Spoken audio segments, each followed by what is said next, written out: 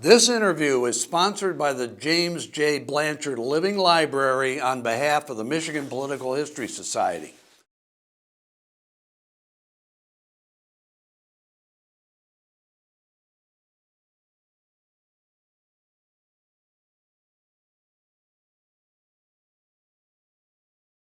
I am here today as Bill Ballinger with John J.H. Schwarz, better known to most people as Joe Schwarz. This man has been many things: doctor, mayor, state senator, congressman, you name it, he's been it, and we're going to talk about it. And Joe Schwarz, nice to have you here for the Michigan Political Thanks, Bill. History Nice to be Society. with you. Let's start with something I just can hardly believe this. Your grandfather fought in the Civil War? Yes, Frederick Michael Schwarz from Bavaria, von Bayern, emigrated to the United States as a teenager, probably mid to late teens, and was in the Union Army in the Civil War, fought in the wilderness battles. Under Grant was the big chief of that army that fought in the wilderness, and then after the Civil War, went back to his hometown, which was Philadelphia, and became a Philadelphia policeman, and that's what he was for the remainder of his career. And he was born, what, in the early 1840s? He was born in 1841. And his wife, your grandmother, was born probably in the late 1840s or something? We think so. Yeah. Okay, and then he had some children. She had some children, the two of them. Tell me about that. They had 7 children, 5 boys and 2 girls. My father was the 7th. He was born in 1887 and ultimately became a physician and ultimately became actually one of the very early psychiatrists in the United States who actually studied psychiatry and was board certified in psychiatry, and that's what he did. He was a shrink. Did he have any war experience? Yes, my father was in the U.S. Army in both World War I and World War II. Wow. How about your mother? My mother was a U.S. Army nurse in World War I and World War II. Wow. So how did they get to Battle Creek? They got to Battle Creek because he was transferred to Battle Creek by the Veterans Administration. That's what he did after World War I, was go around to various places. Arizona, I know, Idaho, Maryland, Pennsylvania, and then to Michigan, and set up or expanded VA hospitals. So he came to Battle Creek in 1935, and that's where he was until the beginning of World War II. Then he was brought back into the Army, and because he was too old at that time to go overseas, he was stationed right at Fort Custer. So I spent World War II on Fort Custer, and then after World War II, he went into private practice in Battle Creek in psychiatry. So you were born at Fort Custer?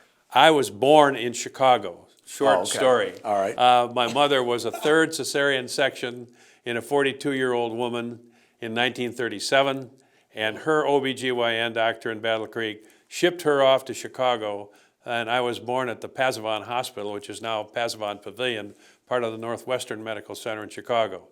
And 2 weeks later, my parents brought me home to Battle Creek by train, which I think is the beginning of my lifelong interest in railroads. You remember it even then? I do, yes, absolutely. How many brothers and sisters did you have? I have an older brother and an older sister. Okay, so you were raised starting at Fort Custer? Fort and Custer, in Battle Creek? In Fort Custer during World War II, which I remember riding around Fort Custer on my bicycle as a little 4-year-old, 5-year-old, 6-year-old. That would be about it. 7-year-old maybe, yeah, 7-year-old as well. There was a place on Fort Custer, Bill, out in the boondocks that was they called it Hitlerville, and it was a mock European village. Oh, and there was they set up 2 or 3 infantry divisions at Fort Custer during the war. One was the 94th. I can't remember what the others were, but they trained at Hitlerville, and there was a lot of live ammunition around there. And of course, we loved to ride our bicycles out to Hitlerville when there wasn't training going on. And you know what our mothers would tell us, the kids, don't you dare go to Hitlerville. Don't do it. And you know what we did? We went to Hitlerville. Well, were your parents absent or gone from Fort Custer and Battle Creek during the war? No, they were both. They were both there there. My mother at the was at time. Percy Jones Army Okay. Hospital Oh, in okay. Battle Creek, All right. which is now the Battle Creek Federal Center. Okay. The building that was built by Dr. John Harvey Kellogg. But that's where they were. Neither one left the country in World War II. Did your father actually know John Harvey Kellogg? Yes. What experience did he have with him? Well, John Harvey Kellogg was interested in people's mental health as well, and the Battle Creek Sanitarium was where people would come. Some of them just because it was kind of a spa, super spa, and some because they had mental problems, whether they were, had psychoses or neuroses, or some because of alcoholism. And John Harvey Kellogg and my father befriended each other, and my father did significant work at the Battle Creek Sanitarium. Now, John Harvey Kellogg died in, I believe, 1944, but one of my earliest memories is going to his home with my parents and actually shaking his hand. He was an interesting fellow, all white clothes, everything he wore was white, including a white goatee and mustache. Sounds like Colonel Sanders or something. Sort of. That is fascinating. So you went to the Battle Creek school system, Yes. right?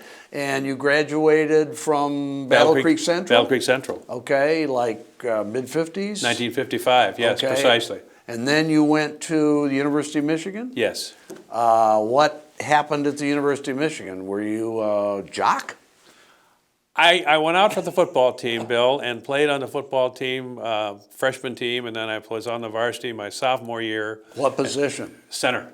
Center. Oh, okay. And that was two-way back in Okay, that yeah, day, as you can absolutely. recall. Yes, absolutely. Center and a linebacker, and up through spring practice my sophomore year. And then I kind of looked at my grades and looked at what my goals really were, and said to myself, you know what, you're never going to be a starting center at the University of Michigan. You got a lot of friends on the football team, great people, but I think it's time to say it's been a great run, but you better get your tail into the classroom and get serious. They probably So I did. did. They probably didn't redshirt much then. If they had, you could have been a fifth-year senior. You probably would have Yeah, started. all You that- could all have been that's- all Big Ten. All that stuff was later. believe Okay, me. all right, okay. So you got serious and you graduated from the University of Michigan. Did you go right into medical school? or No, not? I went to, my degree was in history. Okay. And I decided at some point in this stroke of genius that I wanted to be a history professor, which is an honorable How profession. about Sidney Fine? Wasn't he Sidney a Fine professor was- at Michigan then? Sidney Fine was one of my professors. He was probably one of your inspirations, wasn't He and a gentleman named Carl Reichenbach he? Okay. at the University of Michigan, professors of history. They were wonderful. And I did 1 year of graduate. In Ann Arbor? In Ann Arbor, 1 year Okay. graduate school in history. And my older brother, who's 13 years older than I, who at that time was was he out of medical school? Yes, he was out of medical school. He graduated from medical school in 1952. Got to me, and my father by this time had passed away, and said, don't you think you ought to go to medical school? And I thought about it probably for 5 minutes and said, yeah, I should. Had you had it in the back of your mind all along that you really did maybe want to eventually become a medical doctor or not? Yeah, of course you do, but the things in the back of your mind sometimes remain there and they don't come to the frontal cortex. Well, this jumped up to the frontal cortex, and I applied to Wayne State's Medical School, which is where my brother graduated. He also did his undergraduate work at Michigan, and was accepted, and graduated from Wayne State Medical School in 1964. Okay, so once you got out of there, then what? I did my internship at Los Angeles County General Hospital, which is now called Los Angeles County USC Medical Center. How'd you happen to go way out there? Bill, remember, it was the mid-1960s, and all young men wanted to go to California. Oh, okay. So I think there were 15 or 16 of my graduating class at Wayne State's Medical School in 1964, which was 113, I remember the number. Right.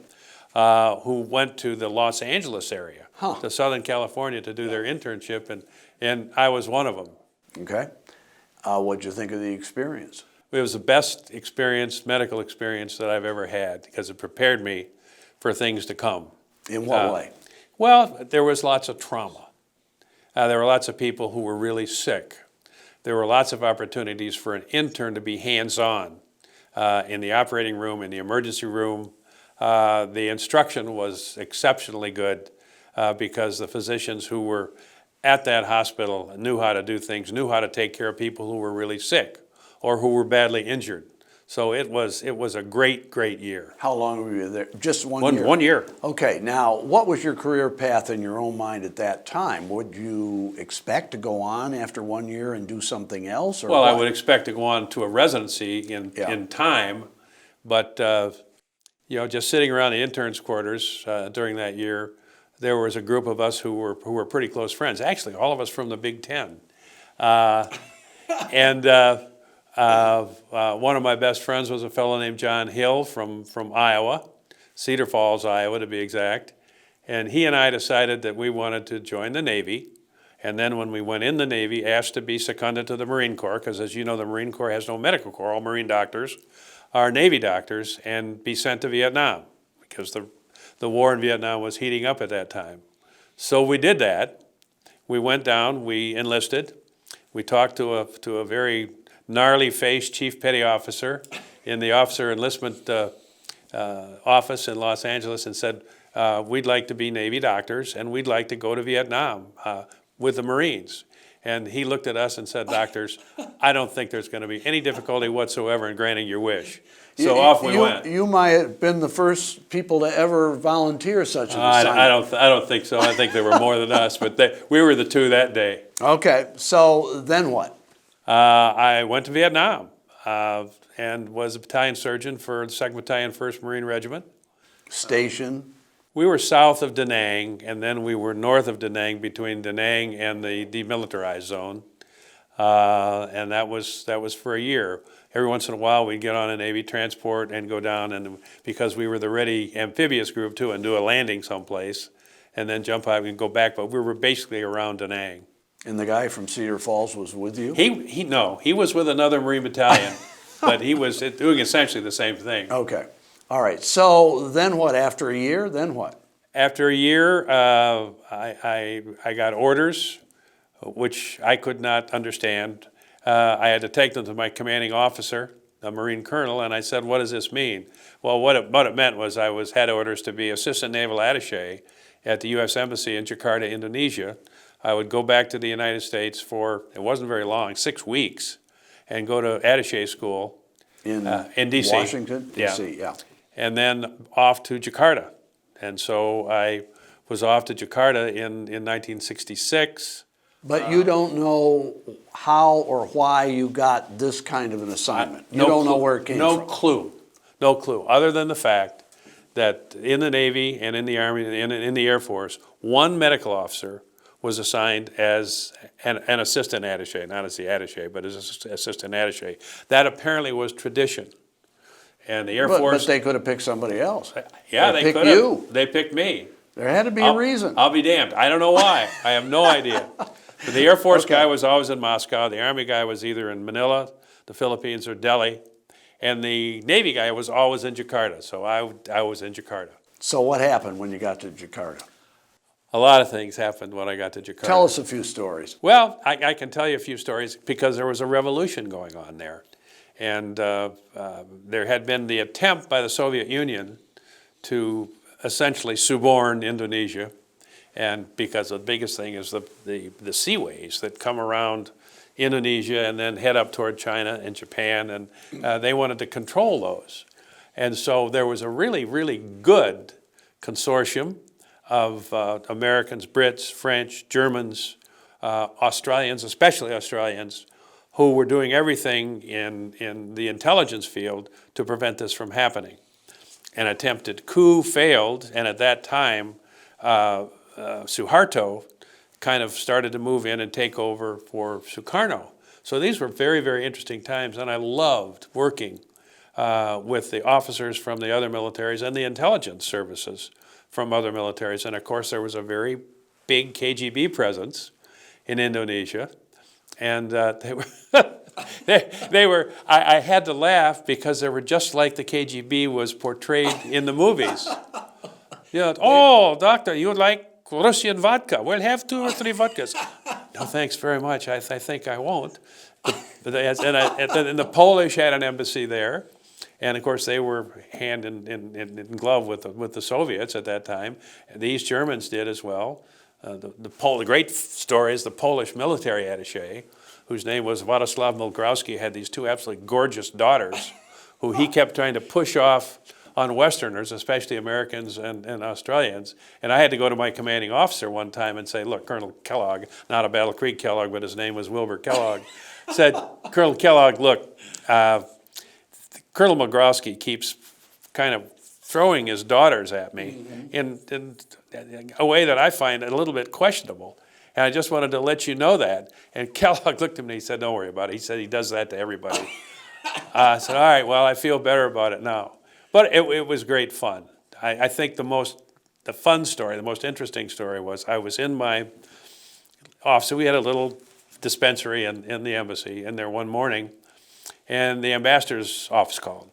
The ambassador was a man named Marshall Green, who was a true diplomat in every sense of the word. He was professional. He was married to a woman named Lispenard Crocker Green, who was a daughter of Edward Crocker, who was the American Chargé d'Affaires in the embassy in Tokyo on December 7th, 1941. His boss, Ambassador Joseph Grew, was not there. So Edward Crocker, and he's in all the history books, this was his daughter who was Marshall Green's wife. But anyhow, Marshall Green's secretary called me and said, we have an American here who's doing some research on conserving certain things and trying to get the Indonesians to respect this national park called Ujung Kulon, which is out on the west end of Java, and all the flora and fauna there. And he hasn't had his gamma globulin shot yet. And that's what we gave for hepatitis then. You know, you got gamma globulin, which is mixed globulin, which one hoped and did have some hepatitis antibodies in it.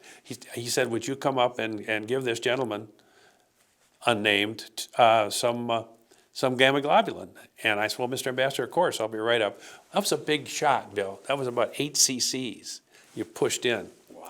So I pulled it up and put it in a syringe and wrapped it in a towel, and I'm down the hallway and up the stairways to the ambassador's office, and I walk in, the secretary said, go right in, and the ambassador's there, and the other gentleman is there, and he has his back turned to me. And I said, okay, Mr. Ambassador, here I am. Is this the gentleman? And the ambassador turns to me and said, oh, yes. He said, Joe, I'd like you to meet Colonel Lindbergh. Really? Are you kidding? And yeah. I did a whiskey tango foxtrot on that one, believe me. I said, okay, and I turned around, and it's Charles Lindbergh. Wow. So wow. I have the distinct honor of having pushed 8 cc's of gamma globulin into Charles Lindbergh's behind. Whoa, and everything turned out all right. Everything was fine. Thank God. Yes. But as you remember, toward the end of his life, he was in his 60s then. Yeah. He was interested in conservation. Right. And this is one of the things he did. He was in Indonesia, and he was looking at this area on the west side, left west end of the island of Java. So there he was, and there I was.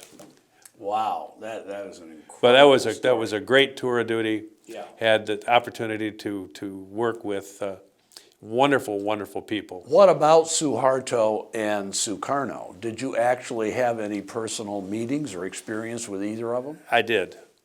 I met Sukarno several times. I can remember the first time I met him was the presidential palace, and there was some kind of a reception.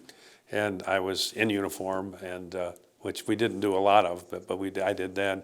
And he turned around and looked at me and said, who is this young man with the crew cut? So I had to introduce myself, and he spoke some English. It was fine, so I did meet Sukarno. Suharto was a little different. Suharto had been commanding officer of the Jakarta military garrison, and at the time of the coup that failed, he had called the Siliwangi division, Siliwangi Tiger is the Javan Tiger, commanded by a man named Irma Maji, down to Jakarta to secure all the government buildings, and by doing so, the coup failed. And so I'd met him on several occasions. He spoke English too? No. No one. This was the thing. Another call from Ambassador Green. Said, Joe, and I said, yes, Mr. Ambassador. And he said, we would like you to go to Suharto's residence and teach him some English. Whoa. And I said, Mr. Ambassador, I said, I'm honored, but why me? He said, because you are the most junior and the most inoffensive person around here, carrying a diplomatic passport, and we don't think anything could happen to you. You're so junior. So for about 6 weeks, I can't remember which day of the week it was, but one day of the week, maybe a Monday, I can't remember. I would drive to Suharto's house, and go in and walk around a table in the entryway and teach him English phrases like, where's the men's room? Good morning, good evening, how are you? That sort of stuff. And we did that for about 6 weeks, and then he felt like he'd had enough. He was a very pleasant guy. Did you get any evidence in future years that he had kept his lessons that he received from Dr. Schwarz? No, I never did. I never did. And you know, he was the president for 34 years. Yeah, I know. And like most Indonesian military dictators, which is what he was, he kind of got into the corruption end of it toward the end. Yeah, but at that time, he was as pure as a driven snow. He was a boy from Central Java who became a general in the Indonesian army, and by hook or crook and by accident, became president, became the person who I know, but replaced wasn't there Sukarno. at some time during these 34 years when you would have seen him on TV and he would have been trying to speak English?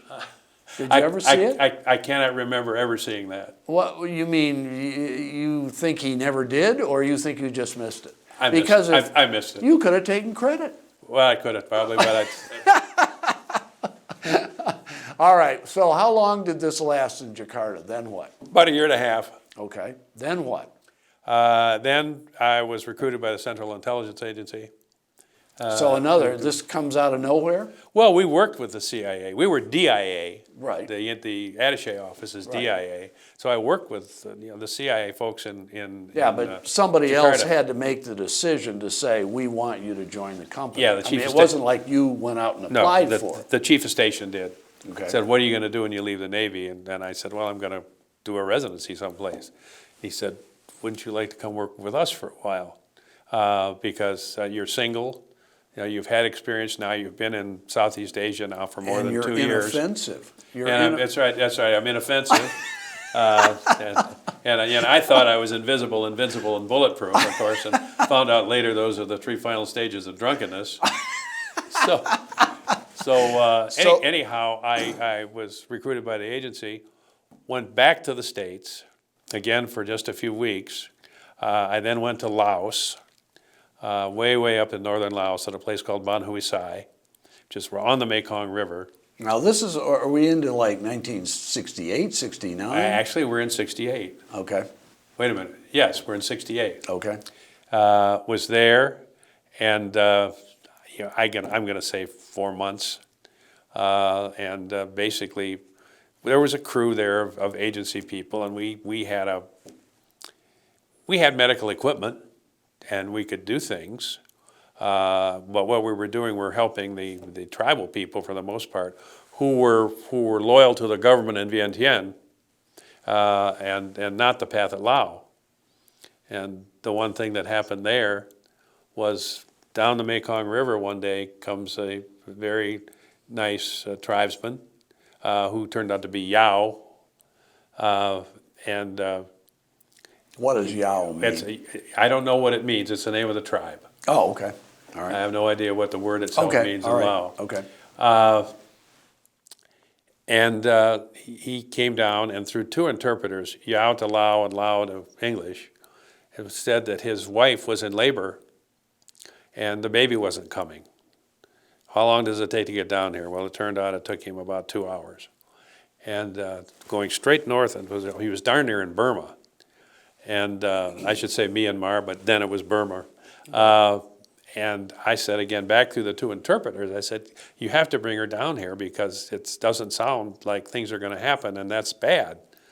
He goes back up the Mekong, we don't think he's going to return, but maybe about 6 hours later, he comes back and he's got his wife with her. She was in labor And all she this was in time. hard labor. Oh, man. We had enough equipment that we were basically, it was kind of a field aid station, a battle aid station that we had, but we could do things. I had done cesarean sections as an intern at LA County Hospital. That's why I say the hands-on helped. Right. And you'd say, well, you, as an intern? I'd say, yes, as an intern. And so did all the interns who spent 2 months on OBGYN.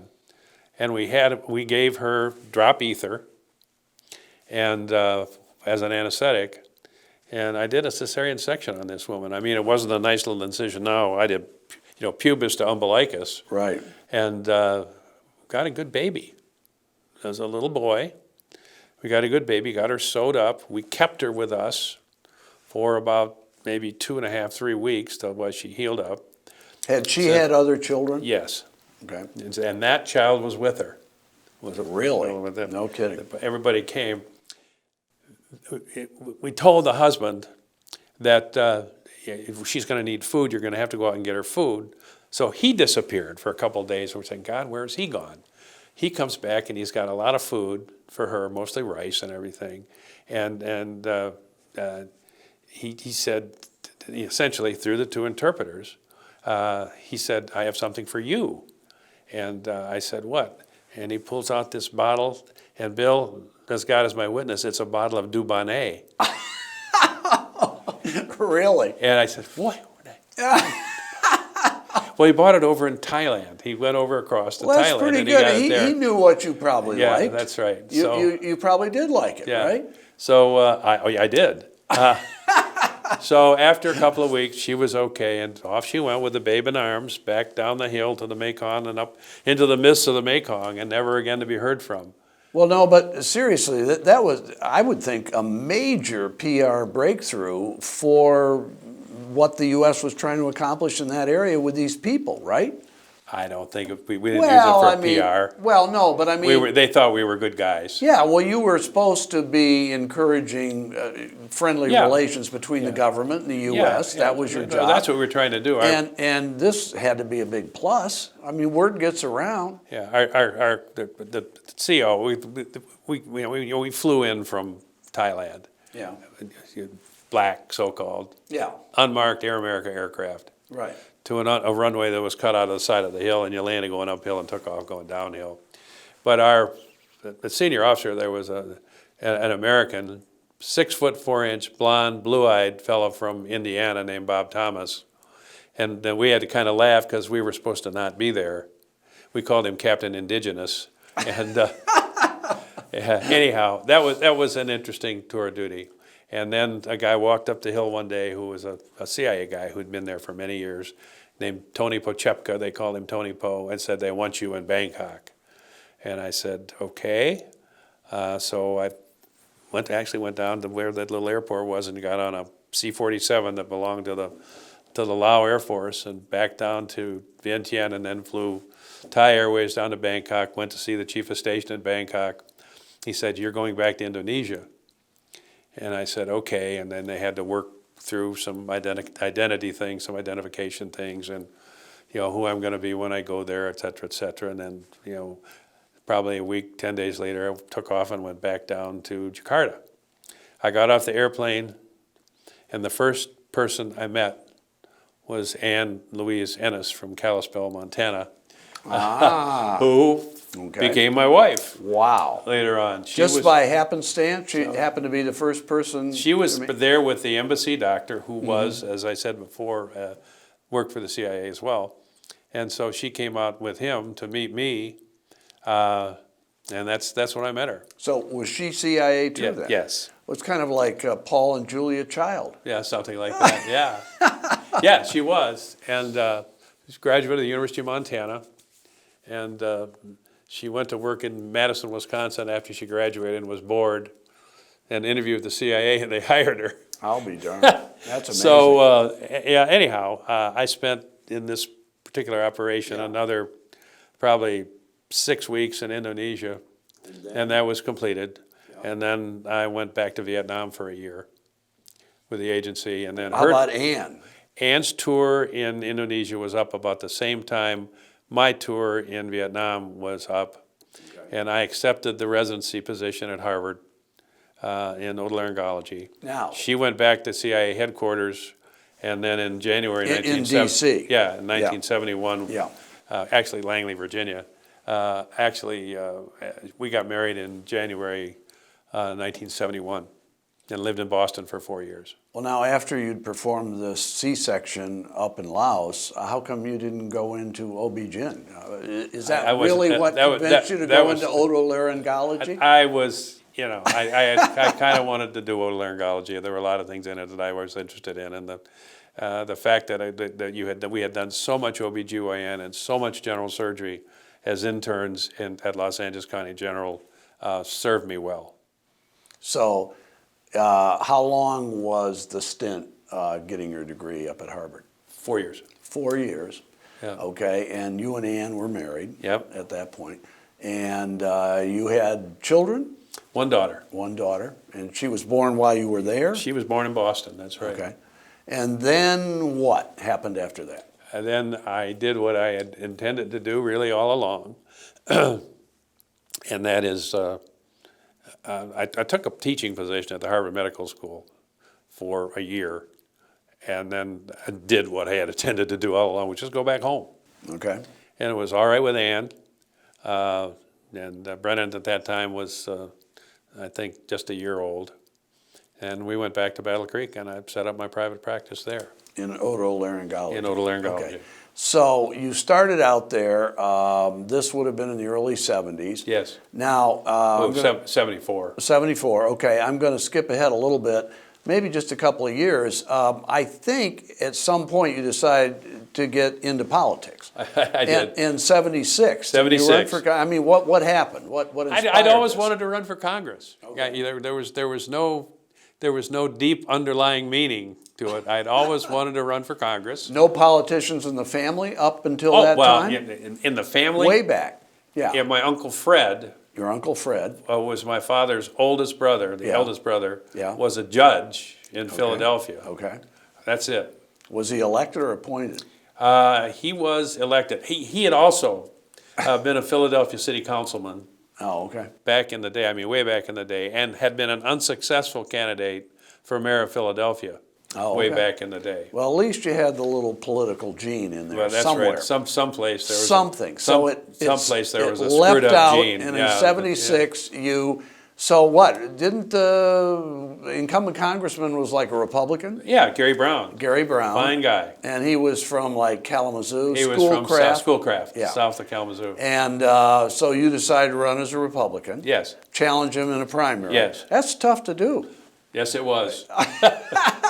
Well, I mean, you might have gotten your Calhoun County support anyway, did you? Did you do very yeah, well I in your did home okay. county? I did all right. At that time, the district was essentially Calhoun, Kalamazoo County, Branch County, and parts of surrounding. Right. Well, did you get it out? You evidently didn't totally get it out of your system. No, I don't think you ever do that. No. So, in other words, was it a learning experience? Did you Oh learn yeah, from it was a learning Yeah. experience, and it was not a bad experience. Yeah. So after it was over, then what? Did you get into local politics? I got into local politics in 1979, was elected to the Battle Creek City Commission. And then how did that go? How long were you? That went very well, enjoyed it. Was elected mayor of Battle Creek in 1985, and to the state senate in 1986. How were you able to juggle your practice and your political duties? Did your political duties impinge on your time as a practitioner? Impinge is probably not a bad word. Impingement, yes, a little bit of impingement, but nevertheless, I worked my butt off, and with the approval and assent of my wife, Right. and was able to do both. Right. Now, you're mayor of Battle Creek, and I think a seat, didn't it open up in 86? Was it open, or was there an incumbent Democrat in there, or what? In the Senate. Harry DeMasso retired. In Senate, yeah. Harry DeMasso Harry retired in retired. 86. Yeah. Okay, and so you decided to run to succeed him. Yes. And what happened then? I mean, what? Well, it was an interesting primary.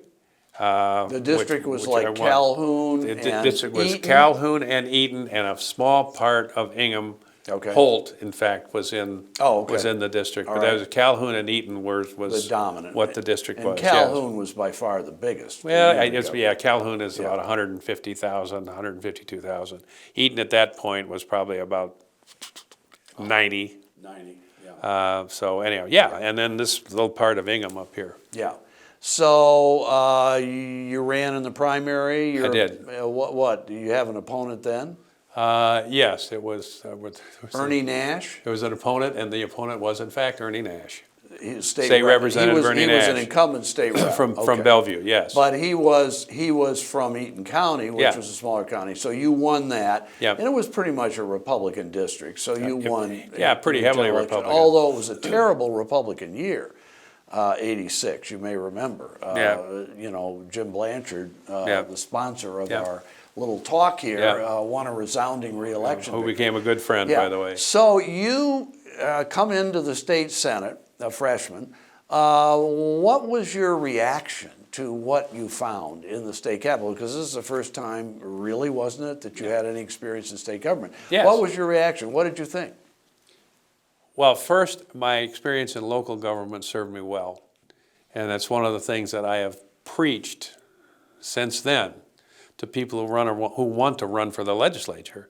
It will be very helpful if you have some experience in local government at the city level or at the county level, township level, because so much of what the legislature does has to do with its relationship with local government. So that served me well, and I noticed that right away as compared to members who did not have any experience in local So there were government. people actually probably there for some time in the Senate, but they hadn't had any real local government experience before they'd been elected. So even though you were a freshman, you actually, you know, had a little Yeah, step on it. I did, Yeah. and it was great. It was very helpful.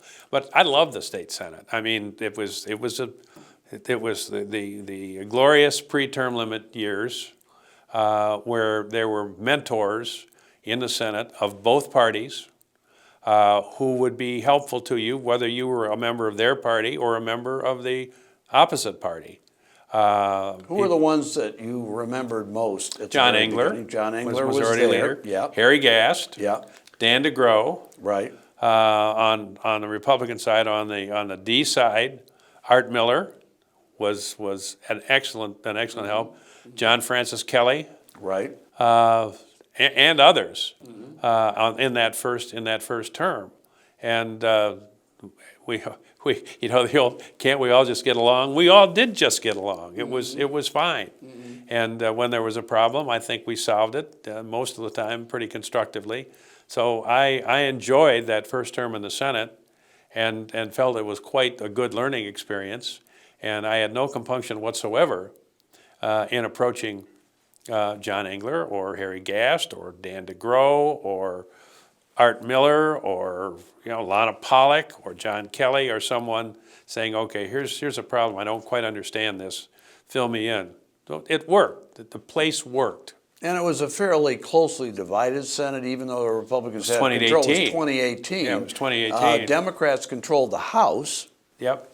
and Jim Blanchard was a Democrat, was governor. So that was the first term. Yep. And Martha Griffiths was lieutenant governor. That's right. So any ties were broken. That's right. On the Democratic side. That's right. What did you think of Martha Griffiths? I loved her. She was wonderful. Was she a good presiding officer? Yeah, she was fine. Good. That's good. Let me ask you about one thing that came up for a vote in the last year you were in your first term in the Senate, which nobody really thinks about or talks about nowadays, and that is emergency manager. I don't know if you even remember, because I asked Ken Sikkema, Yep. who was in the House. He was in the House. At that time, and he voted for it. That original legislation passed almost unanimously in the House and Senate. It was not a partisan issue at all.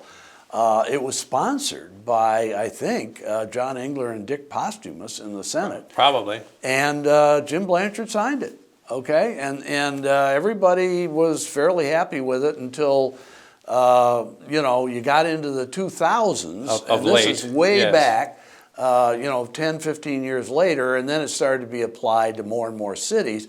And then, of course, Rick Snyder came in as governor in 2011. He says, you know, it's too weak. We need to strengthen the emergency manager law. And at that point, everything diverged. It became a very partisan issue. I'm just curious, looking back at the history, what is your thought? Do you ever even remember this being debated very No, strenuously? it was no strenuous debate that, had there been, I would have remembered it. Yeah. And I'm certain that I supported it because I felt it was good government. Yeah, I think you did. You voted for it. things, Yeah. things that we had to do, this was one of the things that we had to do to clean up some incipient problems out there in the various jurisdictions that we had. Did you have any feeling way later, almost 2 decades later, when the wheels came off the buggy on emergency manager, at least according to the Democrats, saying this is a terrible law, this should not be allowed, the governor and the state should not come in Bigfoot and smash down local governments and take away their power? What's your feeling about all that? My feeling is that the emergency manager concept is still a good concept, still a workable concept. I think one has to be careful where one applies it, and one has to be aware, probably now more than ever, people are going to be offended with the emergency manager concept if it comes to my town. I don't want you here. Well, your government is broke. You've laid off half your police force and half your firefighters. You know, the roads are in horrible condition, and on and on and on. And the revenue outlook for this community is terrible. We need to have someone come in, pick up the pieces, try to put them back together, and structure, or I should say restructure, the government for this jurisdiction so that there is some future. And I think that concept is a good one. Do you go back to your days as a mayor and a city commissioner and think, you know, this could have happened to us if we hadn't taken care of our books and we'd gone in the tank fiscally? Bill, as you know, all politics is there, but for the grace of God go I. So, yeah, sure, that's true. Fortunately, in Battle Creek, we were and actually remain solvent. But absolutely. Yeah. Okay, so you get through your first term, you're elected to 3 more terms. What were your committee assignments? The first term was health policy and education, and I actually chaired the education committee. I was very fortunate to have somebody like Mern Ehlers on the committee with me, and you know, what a wonderful and capable legislator he was. From Grand Rapids. Grand Rapids, yeah. Later a congressman. Later a congressman. Yeah. The second, third, and fourth term, I was on appropriations and chaired the subcommittee on appropriations for higher education, which to me the was... The last 2 terms? 3. 3, all 3 terms. Yes. So you not only got on the appropriations committee, you chaired, I chaired that from the subcommittee beginning all 3 for terms. 12 years. Okay. Yes. Okay. And which for me was the consummation devoutly to be wished, because I love the universities. If there's it's a good example, as you know, if a legislator in a state as complex as Michigan, with a budget the size of Michigan's budget, with all of the pieces, you got to be a specialist. I was a specialist on healthcare issues because of my profession prior to coming to the legislature, and during my time in the legislature. I became a specialist on public higher education because of my love for public higher education, and that was my favorite thing. Well, a lot of that due to your devotion to your alma mater, the University of Michigan. Do you think absolutely, that? to my alma mater, but in time, to the 14 other schools as well. Right. It doesn't make any difference whether you're a Wolverine or a Spartan or a Bronco or whatever. These are wonderful universities. Right. They are really the gem, the jewel in the crown of what we have in this state, and we have to take care of them. I never had a hearing not on a college campus, not on a university campus. I mean, we went up to Houghton 2 or 3 times in those 12 years, to Michigan Tech, to Tech, to Northern, to Sault Ste. Marie, to Lake State, to all of the other schools, at least probably 3 times to each school in the 12 years. But in the 4 or 5 hearings that I'd have before the final hearing and passing a budget, always held on a college campus. And one of the things that I believe I can legitimately criticize today's legislature for is these hearings are now held in Lansing. And I'm asking, how can you, as a chair in the House or the Senate of the committee that funds, that provides the state appropriation for our public universities, how can you really do that knowledgeably without having your hearings on the campuses themselves? Why do you think this has happened? I don't know. I don't know what the reason is. I don't think there's any good reason. It's just what the chair has chosen to do. And I believe it's an inappropriate Well, they've choice. had different chairs over the years, Oh, yeah. but the trend has been the same. Yes, true. It's bad.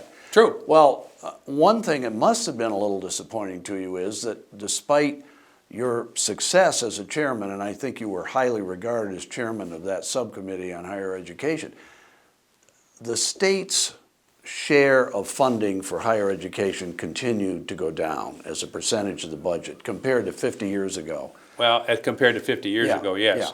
The actual number under my chairmanship went up every year. Okay. And it didn't nosedive until after term limits took over in the Senate, after 2002.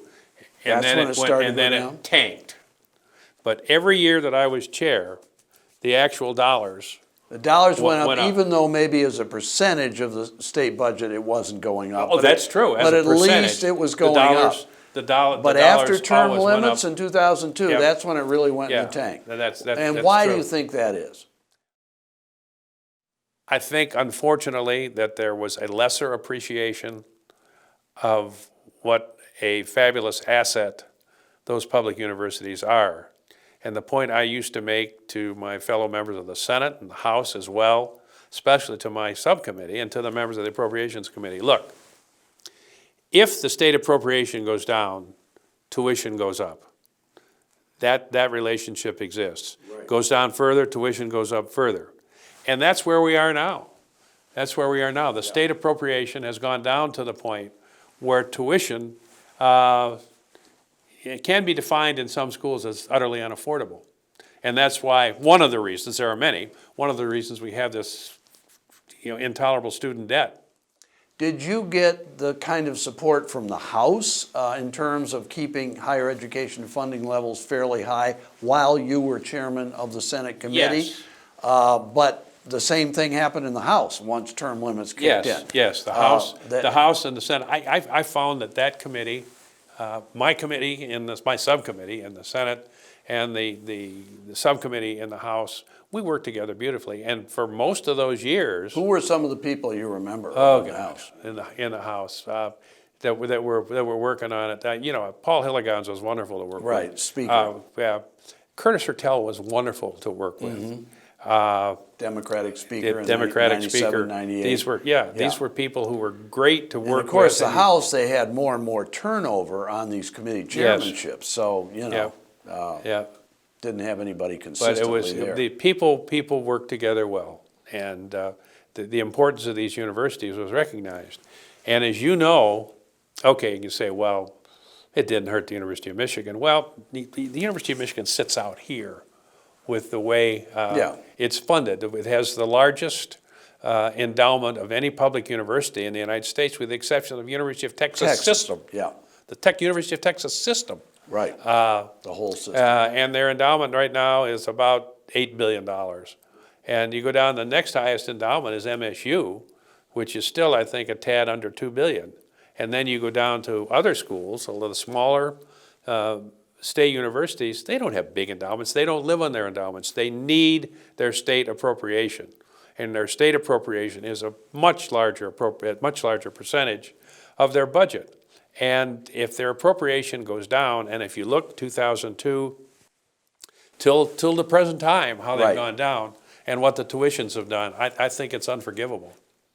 Well, let's say that finally somebody saw the light and said, we got to start kicking up state funding for higher education again, get us going back up, so that these colleges and universities could maybe tamp down their tuition, because as you say, it's like a zero-sum game. That's right. If one goes up, the other, It is. et cetera. What practical effect do you think it would really have on the universities, or are they insatiable? They just want more money. They wouldn't lower the tuition, they'd keep it there. It might not go up as fast. Well, there is a certain amount of insatiableness And that you have to accept. That's a given, no question. However, most of the schools really need that state appropriation to stay up there and be increased every year. Their expenses don't go down. Huge expenses, salaries at universities, faculty salaries. You know, everybody has an organization that, I would say a union because it is a union, but they're represented, and the unions do the best for the people that belong to the unions, and so the salaries and benefits go up.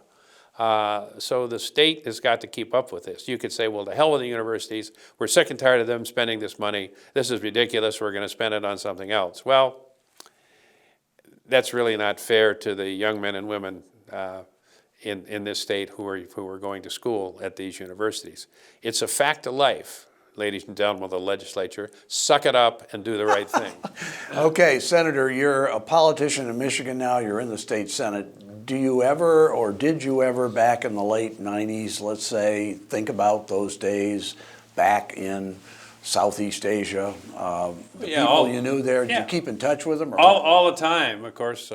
Between my wife, who died in 1990 and had many friends that she made in the agency, but then in the subsequent years, kept in touch with a number of them.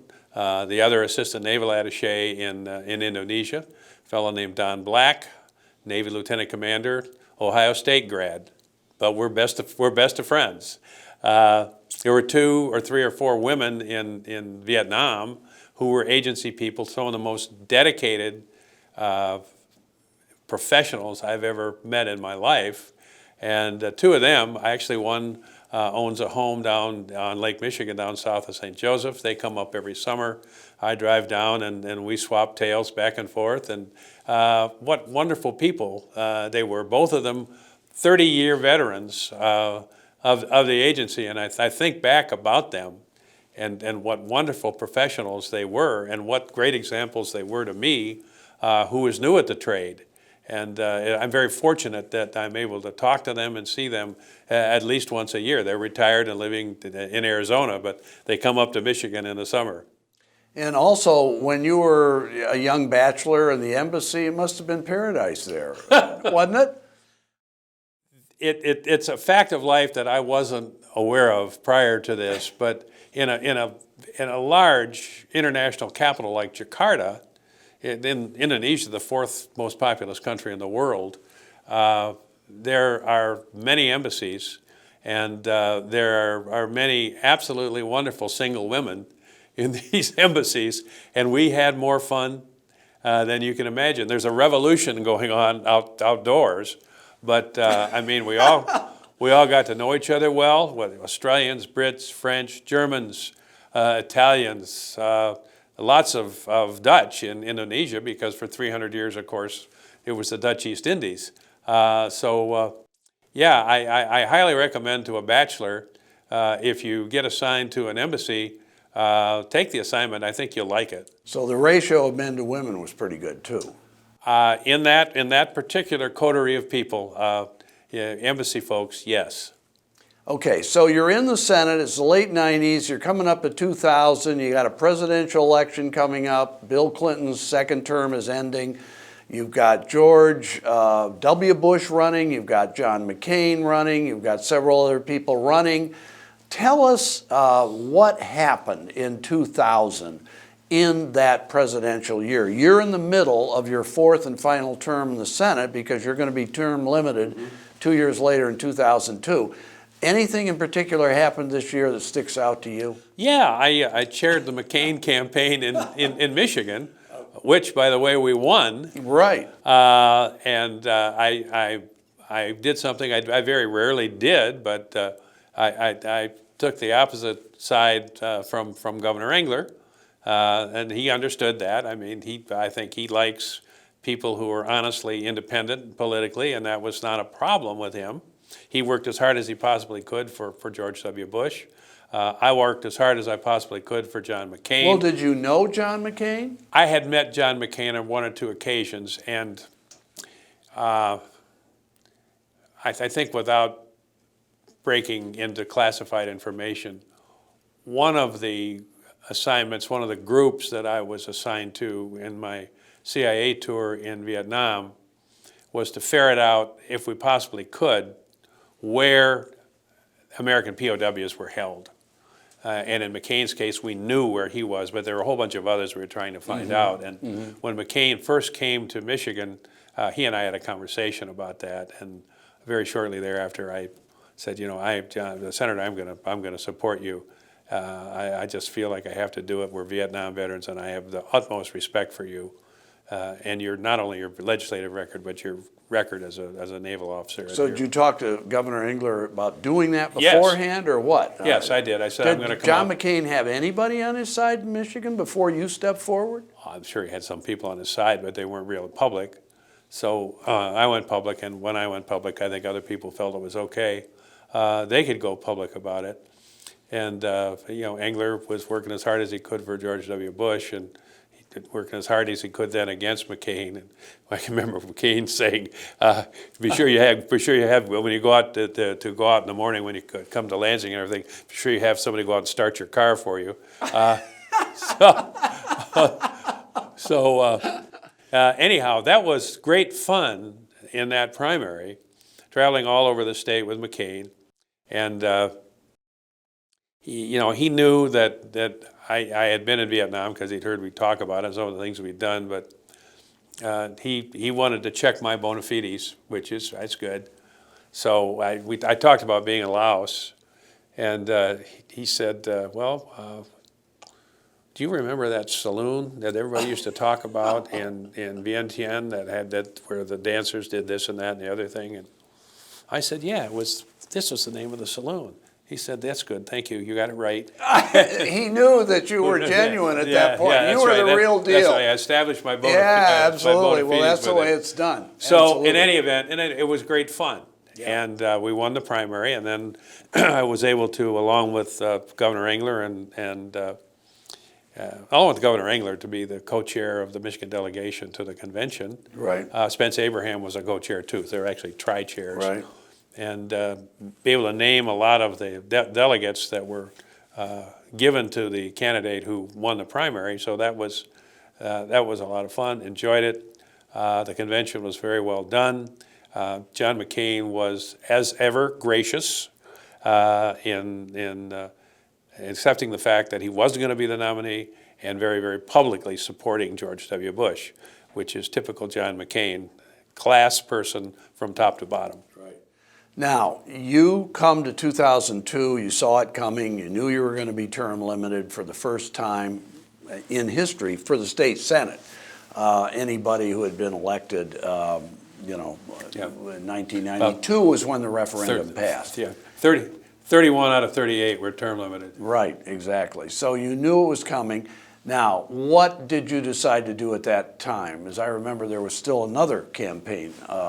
Yeah, I ran for governor. Okay. On the Republican ticket, ran against Dick Posthumus, who was the majority leader of the Senate at the time, and a very good friend, remains a very good friend. Well, he was lieutenant governor. He was lieutenant governor. Time. That's right. He was lieutenant he had governor. Been majority. Had been. That's but now he's lieutenant governor. That's right. And he only had one term seniority on you in the Senate, right? When you came in '86, wasn't he elected? That is in true. 82? He had one term seniority. Yeah. Okay. Well, what was your feeling that he just wasn't good enough to be the Republican? No, not at all. I think he represented the more conservative wing of the party. Yeah. And I think I represented the center-right wing of the party. I think that in a primary, I was naive enough to think that first there would be a high voter turnout in a gubernatorial primary in a year when there was no incumbent governor running. Right. And you were hoping maybe a lot of independents would turn out who would be more moderate. yes, I hope people would turn out. But yeah. the thing is, it's foolish to think that anybody's going to turn out in a primary election.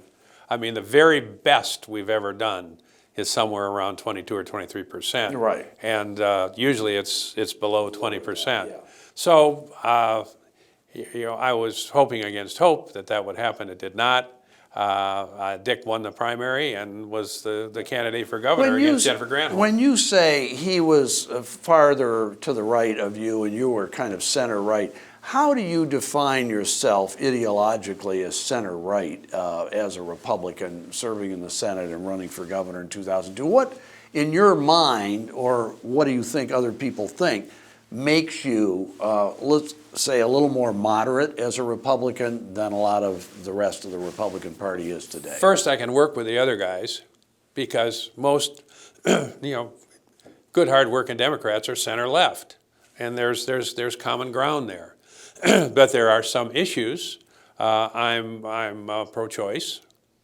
I'm not pro-abortion. Immediately say you're pro-choice. Say you're pro-abortion. I'm not pro-abortion. Well, let me ask you this: back in 1986, was that even an issue when you ran? To a degree. I mean, did you have to take a litmus test? No. Were you endorsed by Right to Life in 1986 when you ran? Yeah, I may have been. I'm not sure, but I Well, was the that's kind of amazing, Republican isn't it? candidate. But my position has always been the same. Okay. That I am pro-choice in that I believe a woman has a choice. Okay. But I am not pro-abortion. Right. And I've had many, many opportunities in many, many years of practicing medicine to advise women who are pregnant and don't want to be pregnant. What do you do? And my advice to an individual, all of them, has been carry the pregnancy to term. Okay. Unless there is a reason, a health reason that you can't. And there are some of those, but not many. Right. But it always is carry the pregnancy to term. But I believe a woman has a choice. And that is where the farther right members of the Republican Party and I have had our problems over the years and continue to. What about other issues? What about LBGT issues today, which wasn't even a factor when you Today? first got it? Yeah. I have no problem with gay marriage. If a gay couple wants to get married and it's legal in that state, then they have every right to get married. But back in the 80s or the 70s, when that you were never first, came up. Well, I know it didn't, but if it had, what would your I'd have reaction felt the same have been? way. You would have. Yeah. Okay. All I'd right. have felt the same Very way. interesting. What are some other you issues? shouldn't get bogged. One of the problems today, Bill, is we get bogged down on these issues, which don't have anything to do with the economy, with jobs, with national security, Right. with the upkeep of our infrastructure, with education, the things that a legislator or a member of Congress should be truly concerned about. You get bogged down on these issues, which are really marginal issues, and people have strong feelings about them, and they have every right to have strong feelings about them, but they shouldn't be center stage. And you think too much attention is being focused Yes, I on do. some of these I've marginal always things. felt that. Okay. So, 2002 comes and goes. Jennifer Granholm beats Dick Posthumus in the general election by 4 percentage points. She's governor. 2004 comes along, and Nick Smith, one thing we didn't cover was way back when you were in the Senate in your second term. 92. You actually I ran. 92. You ran for I Congress ran. I then. thought I was going to win that. Yeah. And I lost the primary to Nick. To Nick Smith, who was another state senator serving Yes. with you. So you were in the same district and he won. Why do you think you lost that primary in 92? And we'll get to 2004 in a minute. I lost that primary in 92 because it became obvious after it was all over and we went back and took stock. I wasn't conservative enough for the people, especially in that lower tier of counties, Branch, Hillsdale, Lenawee, out County, Jackson County. Those are very, very conservative people. You think, again, it was issues like abortion Oh, yeah. that made the Yeah, difference? absolutely. And I didn't realize that. And the second thing that beat me in that primary was, again, horrible voter turnout. Yeah. And the people who are really motivated, as you know, are the self-same people we're talking about, especially the ones who are motivated by issues that we would consider quite far to the right issues. Right, right. And they come out and they vote in primaries. And they win primaries, and that's what's going on today. Yeah, I think Nick Smith had another advantage. He is a farmer. He had a farm anyway. And there was a lot of farm support for him. Absolutely. He had a farm I kind agree. of background and constituency. You didn't. I That probably agree. helped him. Oh, I think it did. Yeah. Okay, so you get to 2004, and Nick, after two-year terms, Six terms, that's right. says, I'm out of here. Retiring. It's going to be an open seat race, and you decide I'm going to run again. Okay, what happened? I won the primary. Right. There were 5 or 6 in the primary. I won the primary with 28% of the vote. Right. And one of the candidates was Nick's son. Right. Very good guy. Right. A couple of members of the legislature. I mean, it was quite a cross section of the party. Right.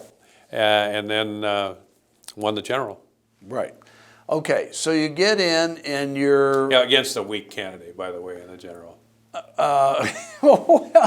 whether it was weak or not, it doesn't make any difference. It was not viewed as necessarily a marginal district at that time. Whoever the Republican nominee was probably going to win. And I you won. was quite certain I would win. And that year, in 2004, George W. Bush lost Michigan, but only by 3 points to John Kerry. So it was pretty close to the top of the ticket. So I got a lot of Democratic votes in the congressional seat, especially in my home county, Calhoun County, and especially in the areas around Ann Arbor. The city of Ann Arbor is not in the district, Right. But north, west, and south of Ann Arbor, like Saline, Dexter, Chelsea, Whitmore Lake, were all in the district. Well, in that year, it didn't even matter so much how many people turned out because you had 5 other candidates who were more conservative than you, and they kind of split the vote up amongst themselves. I think that's quite so. And you were the most moderate, and anybody who wanted to be slightly center-right, Joe Schwarz is their man, right? Well, enough to win the primary. Okay. Now, you get in Congress, you're elected to Congress. Now, you've got a medical practice you've had all this time, right, in Battle Creek. So what did you do? I came back to the district virtually every weekend. I would say virtually because not every weekend. I practiced on Saturday mornings and saw patients then, and I would frequently also practice on Monday mornings and go back to D.C. Monday evening or Tuesday morning because the House did not go back into session, usually till sometime on Tuesday afternoon. So it worked out fine. I had myself put on a straight salary from medical practice, so that which was I did a lot more as it turned out than that salary, but I was very happy that you put me on a straight salary, and I'll be here every Saturday, and I'll be here just virtually every Monday, and that's the way it worked. It worked out fine, and I wasn't the only.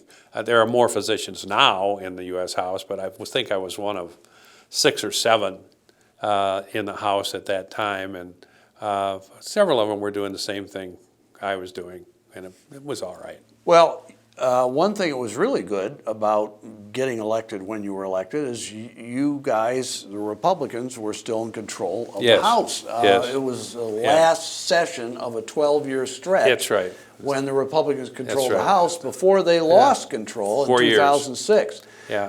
And so you're in there, and when you got to Washington, did you ask for certain committee assignments? Yes. What did you ask for? Armed services. Okay, why?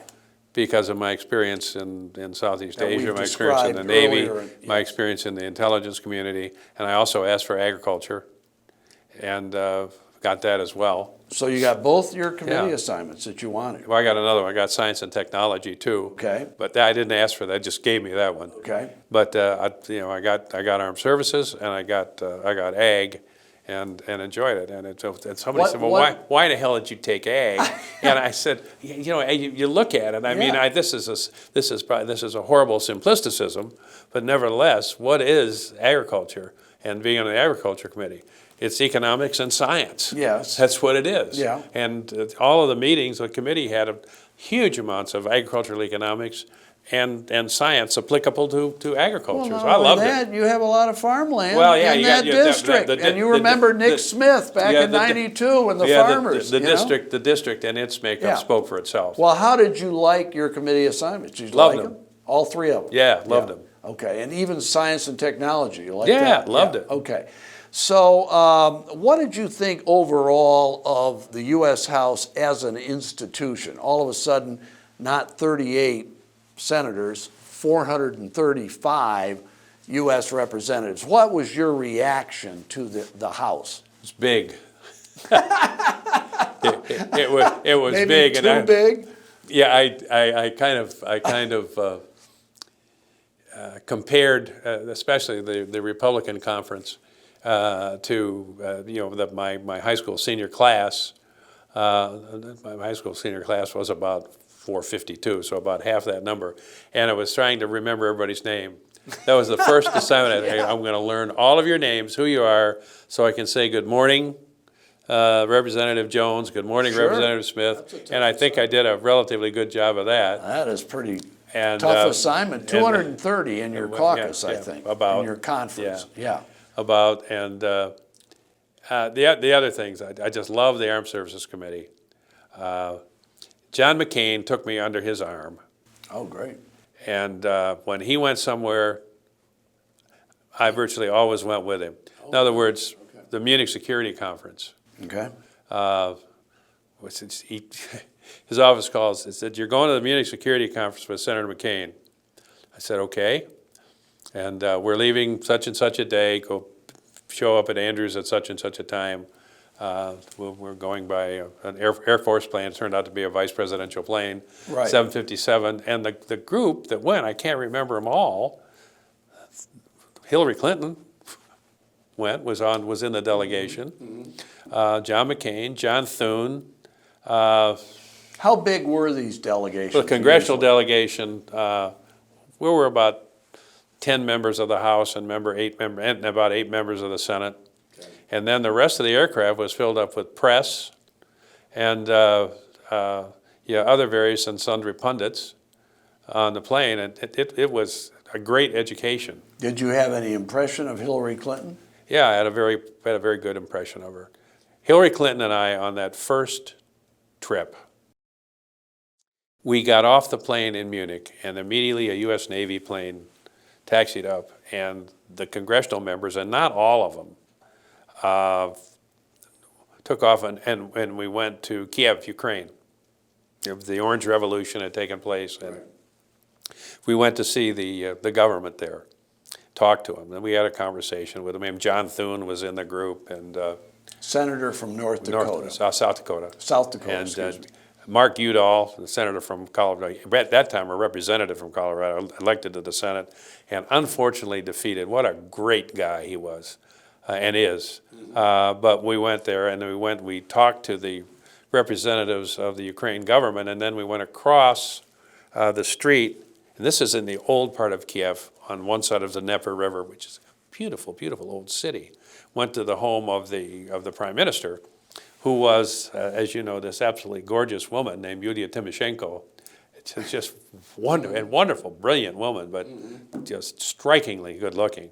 And you think, God, can anybody that good looking be prime minister? But we were having lunch there, and sitting right on my right was Hillary Clinton, and we were having a good conversation. And toward the end of the lunch, we were served this little crystal glass with some clear liquid in it.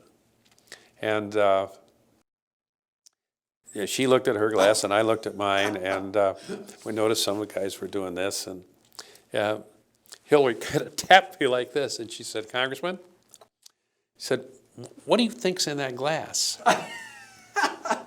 And I said, "Senator Clinton, I think because we're in the home of the Prime Minister of Ukraine, this is probably very, very good Ukrainian vodka." And she kind of looked at me again, and she said, "I think so too. Shall we?" And we go boom like that.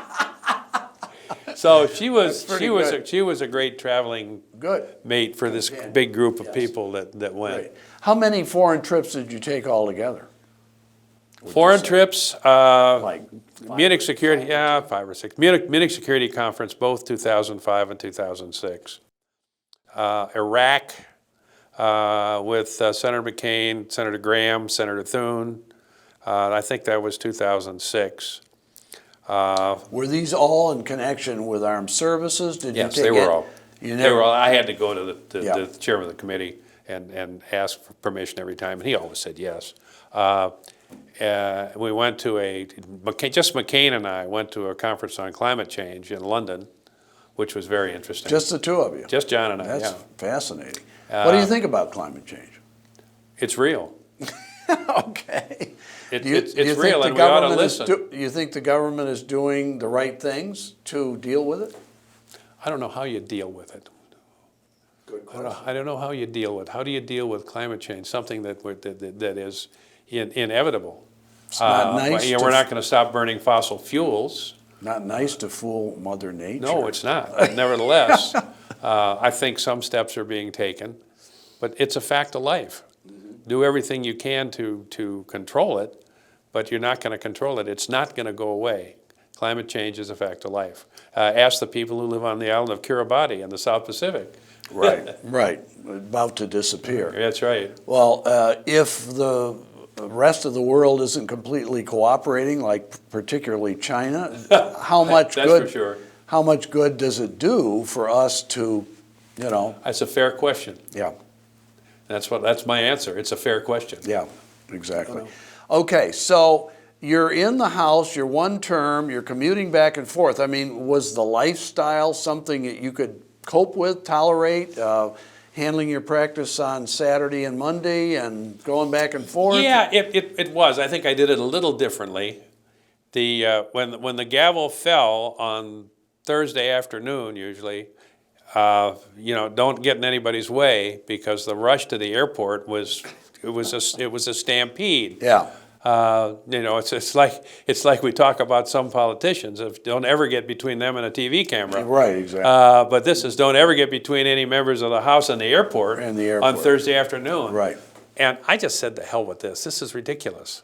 So I would, on Thursday evenings, would always find a couple of folks to go out to dinner with and go out and have a nice dinner and talk over things and fly back on Friday morning. On Friday morning, a lot more. And yeah. it was more civilized. Yeah, and of course, unfortunately, you didn't any longer have Ann. Right? No. It wasn't like you had a home, like a lot of these congressmen say, I got to go back and be with my family at home. I did have a home, but I was living in it by myself. Yeah. Okay, so did you feel you were doing anything differently to correct, or didn't you even think about this so-called image that you might have had in the Republican Party, that you were a little bit too much moderate or center right? I mean, are there votes that you cast that you now looking back think, I could have sent a signal that I'm really a reasonable person, everybody ought to accept me? And well, I am a really reasonable person, but they certainly are there votes I cast? Yes, they were, but they're votes that I felt strongly about, and I cast them, and I was not in any way inclined to change my persona or my feeling about issues, because I might be irritating, angering some of the people in the party. I mean, my loyalty has been, is, and always will be to the United States, and to the state of Michigan, and not to the party. And one of the problems now, Bill, as you know, is it's gotten to the point where what is your first loyalty? If some of members of Congress and members of the legislature are honest, they'll tell you, well, it's to the party, whether it's the Democrats or the Republicans, but it's to the party. And that's absurd. It's utterly absurd. That's not where your loyalty needs to be. And in 2006, Tim Walberg, a former state representative who had been one of your opponents in 2004 and lost, decided he's going to challenge you in a primary, and it's going to be one-on-one. Did you have any feeling that, this really shouldn't be happening? Why would he even have a chance against me as an incumbent? What was your thinking? During or after? Well, during. My thinking during was that I should win the primary. Did you feel you've done everything you could reasonably do? Would I do things differently now? Yeah. The answer is yes. What would you have done differently? 20/20 hindsight. Well, what would you have done differently? I would have concentrated on get out the vote in areas that I knew were supportive. The 3/4 of the way around Ann Arbor in Washtenaw County is one. In Battle Creek, which is, the Calhoun County is no longer in the district, but it was then. Right. In my hometown and in my home county. In the city of Jackson, I mean, there are places where I would have concentrated, and the concentration would have been get out the vote and emphasize my record, not only my political record, but what I had done in life vis-a-vis his. And quite frankly, we did not do that enough. We didn't do it strongly enough. We didn't put enough energy into it, and we lost the primary. You didn't feel you could have necessarily put in any more personal time yourself in those areas, did you, that would have made a difference? I mean, it was more a question, as you say, of GOTV, get out the vote, in campaign season in terms of, allocating financial resources to get people to turn out? I put in a huge amount of time. Going back to district events and stuff. Going back to district events, going to Lincoln Day dinners. And I could feel a certain amount of opposition from the far right at events that I would attend. Well, but that was there all along. Well, it was there all along, but I guess I did not appreciate the level of Ludditism in the right wing of the Republican Party. Yeah, okay. So that built up. Okay, so then Tim Wahlberg beat you in the primary, and you asked me a minute ago, what was your reaction afterwards? Was it much different than what you just told me? No, I was disappointed that I lost, but it's one of the, I have a life. Yeah. I have a life. I have multiple interests. Right. I had a very fine medical practice. Right. I was asked not long after that to become a faculty member at the University of Michigan and to teach in the Ford School of Public Policy. I'm now beginning my 10th year doing that. So I had a life, I have a life, and I think it's a mistake. You've seen it, I've seen it, for people to become so wrapped up just in the mechanics of holding office that everything else falls by the wayside, and that's not good. Well, another good thing is, it's not good, but I mean the Republicans, your party, lost control of the House in 2006, so Tim Wahlberg goes down there in the minority and serves 2 years, then he gets beat in 2008, and he finally got the seat back in 2010, and now the Republicans are in the majority again. But the next 2 terms you would have served if you stayed on between 2006 and 2010, you would have been in the minority. Let me ask you, down there, in your opinion, does it make that much difference being in the majority and minority? Ever the master of understatement. Yes, it makes a huge difference. All right. Well, but remember, while Hillary Clinton was on this trip with you, when you were in the majority in the House, she was in the minority in the Senate. Yep. But she still got to go on the trip. Yeah, well, the Democrats aren't completely suppressed. They got to go on the trip, but to try to get a piece of legislation through. Okay, so it would have made a real difference. I mean, I think it would have made a huge difference. Yeah. All right. Well, okay, so you're back in the district and you're practicing again. And let me ask you this. Your speaker during your single term in the House was Dennis Hastert. And I've seen you quoted as saying you thought he was a great guy. I mean, you must have been just absolutely floored by what's happened to Dennis Hastert in the last 2 years. All of the above. Yeah. I was utterly floored. I mean, he was, in my mind, very grandfatherly sort of a guy. Yeah. He wasn't loud or boisterous in any way. He, in the first 6 months that I was in the House, one of the things that I'm most proud of is being one of the leaders in getting the approval of human embryonic stem cell research, getting that bill through the House and through the Senate, and then veto. It was George W. Bush's first veto, which I don't want to talk about because it was really a very ill-advised veto, but nevertheless. But we got, it was Castle to get bill. Mike Castle, a congressman from Delaware, who was what a superb individual he was. He was governor of Delaware, and he ran for the Senate and was defeated in the primary by that woman who said, "I am not a witch." Right. And Diana DeGette, who's still in the House from Colorado, just a lovely woman. A Democrat. A Democrat. Right. She and Castle had this bill which made human embryonic stem cell research legal, so that the government could finance it, could fund it, and it could be done nationwide, which every scientist who follows that thing knew had to be done. So they came to me almost immediately when I went to the House and said, you're a physician, will you help us with this? Because a couple of the physicians on the Republican side now are so conservative they won't do it, even though they know it's the right thing to do.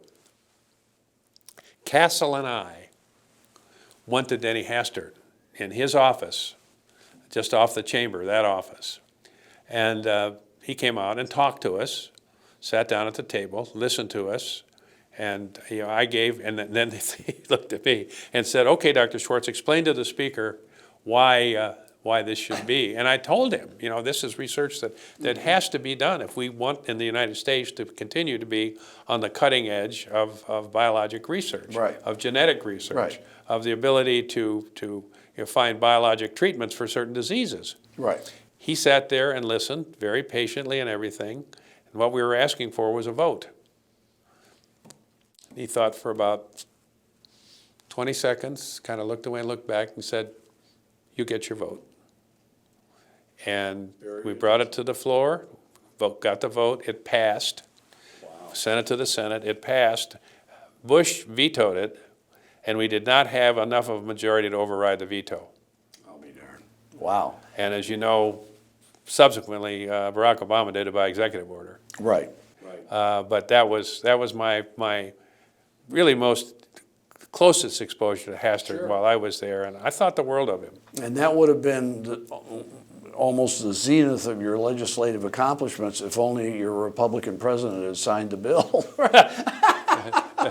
That's right. That was his very first veto. Wow. And you ask yourself, I mean, a logical person, I believe, a rational person, would ask yourself, why in hell would you veto that bill? And it was a perfect example of the influence, the far right, the right to life of this world. It had nothing to do with right to life. People didn't even understand the research and what it was done. And the problem was that these eggs are donated, and you can get embryonic stem cells from the eggs. Well, if you don't get embryonic stem cells from them and they're not used, these are going to be used. They're going to be fertilized. Bananas. They're going to be tossed in the garbage. So it was, if I ever was dealing with an issue where I was on the side of the gods, it was with the embryonic stem cell issue. And Denny Hastert made the right decision, and I irrespective of what's happened to him, which is terrible, I would always thank him for that. One last question, unless you want to bring up something else that maybe we've missed, and that is, how do you look from what you read and see and hear in the media at the function of Congress today compared to back in 2005, 2006? That's only 10, 12 years ago. Do you think things have deteriorated, or is it pretty much business as usual? It's the same situation. What do you think? I think things have deteriorated. Things have become far too partisan. The money calls the shots. It did when I was there too, but not to the degree it does now. You think the Citizens United decision was probably a big factor? It's a horrible decision. The gerrymandered congressional districts, all we have to do is look at Southeast Michigan. I tell my students at U of M, look at the 14th district. Elbridge Gerry would jump out of his grave and do a dance looking at that district. Well, but the original district you were elected in, the 7th, was pretty much gerrymandered back in 2001. Yeah, that was a good Republican gerrymander. It was a Republican district, but it was. You don't think? I don't think the 7th was particularly gerrymandered. You think the Republicans did a much better job of gerrymandering in 2011 than they did in 2001? Oh yeah, much better. And I think it's pretty hard to gerrymander when you get outstate, because it's not, the population is not dense enough. It's a little hard. It's pretty darned easy to gerrymander in Southeast Michigan, or in New York State as you get down toward the city. California, of course, is not gerrymandered anymore because of the bipartisan reapportionment commission out there, right? Which was championed by none other than Arnold Schwarzenegger. But I think we should have a bipartisan reapportionment commission in Michigan. So you have the money, you have the gerrymandering, and in Michigan you have the thing that's as bad or worse than those two, and that's term limits. And it doesn't make for a good legislative body. We elect good people to the legislature, Bill. And I would never say that we elect bad people to the legislature. We don't. We elect good people to the legislature. But government is complex. In a populous state, government is even more complex. And it takes a little time to learn the twists and turns. And 6 years in the House is not enough. There are a few people in the Senate who've done 6 in the House and are in their second 4-year term in the Senate who can probably tell you where the bodies are buried. They are very few and far between. So the term limits is I believe it's the worst thing that the voters of this good state have inflicted upon themselves ever. Well, one thing is the federal courts did throw out the congressional portion of term limits. Thornton versus Arkansas, Yes. they did. And let me ask you this, if you were still in the state Senate, you were not limited by term limits, and an opening for a congressional seat came up, and it wasn't in the middle of your term, you had to make a choice on whether you ran for the Senate again, and you could, or you had a chance to run for Congress and go to Washington, which would you choose? I don't know. Given the circumstances, I might run for Congress, depending on look at these are issues I feel strongly about. I'm running for Congress, or maybe not. I don't feel that strongly about it. I can do more good here in the Senate. So you just don't know. You've done a great job in this interview. Oh, Thank you thanks, very Bill, much. very much. It's Good to been be here. my pleasure. Good to be here. Great. Thank you.